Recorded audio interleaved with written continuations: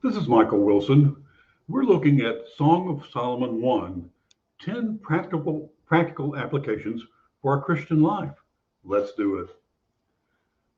The Song of Solomon is also known as the Song of Songs, and it's a book in the Bible that's often overlooked for its relevance in modern Christian living.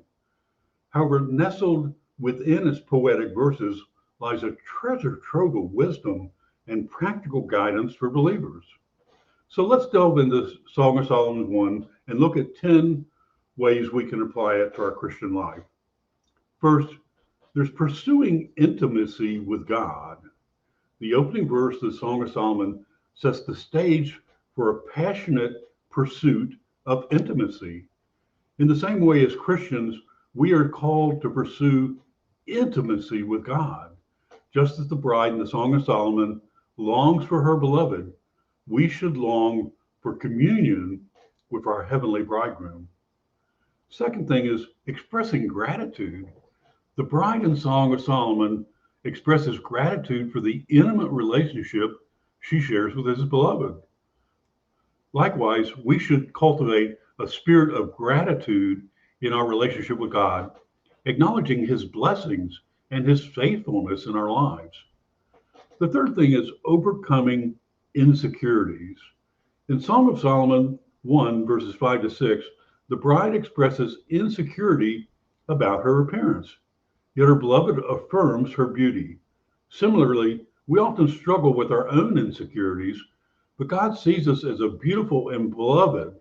Embracing our identity in the Messiah helps us overcome these insecurities. The fourth thing is seeking guidance in prayer. The bride in Song of Solomon seeks guidance from the daughters of Jerusalem.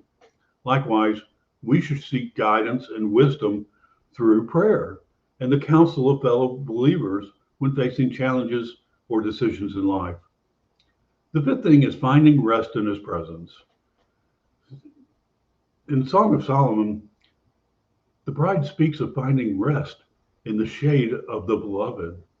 In the midst of life's busyness and trials, we can find rest and refuge in the presence of God.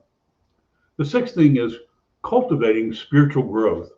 The imagery of the vineyard in the Song of Solomon symbolizes the need for cultivation and growth in our spiritual lives.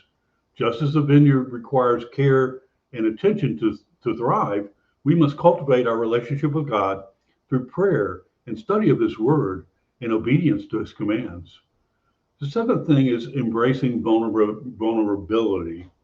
The bride in the Song of Solomon willingly opens herself up to her beloved, symbolizing vulnerability and trust. The eighth thing is celebrating love and unity.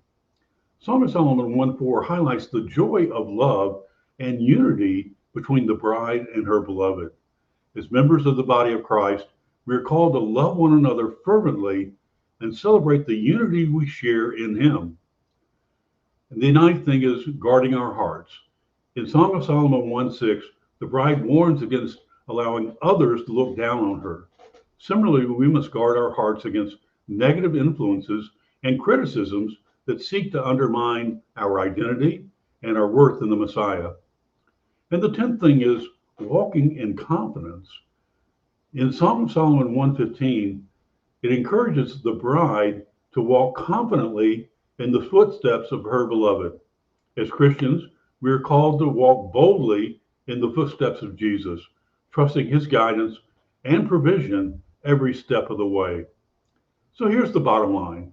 Song of Solomon 1 offers timeless lessons and practical insights for Christians seeking to deepen their relationship with God and live out their faith in everyday life. And that's some mighty good news, brothers and sisters.